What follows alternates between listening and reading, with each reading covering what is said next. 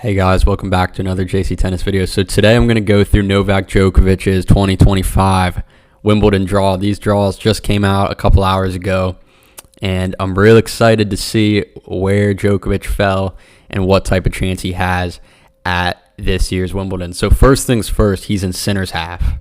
He's in Sinner's half and not Alcaraz's half. So a Djokovic-Alcaraz final for the third consecutive year is very possible. I'd say right off the bat, that's good for him. I think he'd well rather be in Sinner's half than Alcaraz's half. I know he has a couple losses to Sinner now in slams before finals, but I think on grass is different. On grass is his best chance. On grass, I think I'd expect Novak to win if he gets to that point, but we're a long way from there. So he starts with Alexander Mueller. He's a better clay court player than anything. He hasn't been good on grass so far this grass court season. Djokovic in straights, I think, should get through that one pretty easily. So, good round one draw. Round two, Evans. Looks like he would probably win that round one match. Evans actually has a 1-0 head-to-head against Djokovic, which I saw online today. Again, at Wimbledon in best of five, yeah, he might be a little trickier. Obviously, he's a Brit. He has more experience. He knows how to play on the grass. He beat Tommy Paul last week. I could see Evans winning a set, but again, Djokovic is going to... If what I saw at Roland Garros continues, Djokovic should be able to cruise through players. And then you look at this four up here. You'd think if Mickelson can get through Kecmanovic, which he'd be favored to, he should easily beat the winner of this. This is a poor first rounder. Mickelson, I would think, would make it to the third round. He's having a good week this week. I think he's playing Eastbourne or Mallorca, one of the two. He's in the semis, but I think Djokovic is great at navigating big servers, and he's going to make it pretty stress-free. So I would not expect Djokovic to even be pushed in those first three matches. So then his fourth round would be the winner of this section. And I'm not going to dig in too deep to these other sections. We just want to know who Djokovic could face.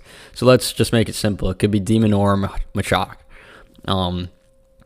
Neither guy has shown great form. De Minaur is not great on grass. Mahach he's kind of injury prone, can peak high, inconsistent.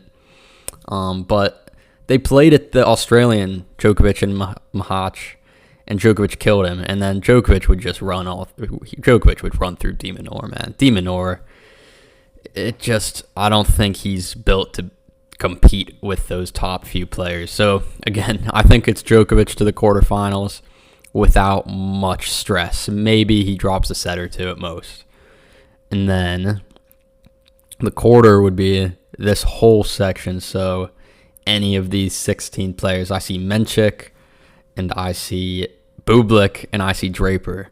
I'd think the winner of Bublik-Draper in the third round would be who Djokovic gets, so either Bublik or Draper. That's when it gets real, I think. If those guys are playing well, they could win. They could. They wouldn't be favored to, I don't think. I wouldn't back them to beat Djokovic in the Wimbledon quarterfinal best of five, but Draper and Bublik, if it was their day, could beat Djokovic, I think. But no one before that could. But that's the first tricky match, I would say. Okay, and then this is who we would play in the semi. We have all of these names to sort through. So we have Sinner, we have Tommy, Shelton, Humbert, Musetti. It's got to be. We're going to assume it's going to be Sinner. Musetti, you never know. He's played well in slams. Shelton likes to play well in slams. Hasn't played well this grass season. Let's just say Sinner because we know that's what it's going to be most likely. Sinner, Djokovic, semi. So it is what it is. He's going to have to beat. With Alcaraz being the 1 and 2, you're going to have to beat both of them to win the slam. So he's going to have to go through both. So it's going to be real interesting. I think it's a good draw. I think he dodged some bullets. He could have had to play Bublik third round. He could have had to play a big server like Pericard or Cilic first round. He could have had to play a guy with more form, Leheshka.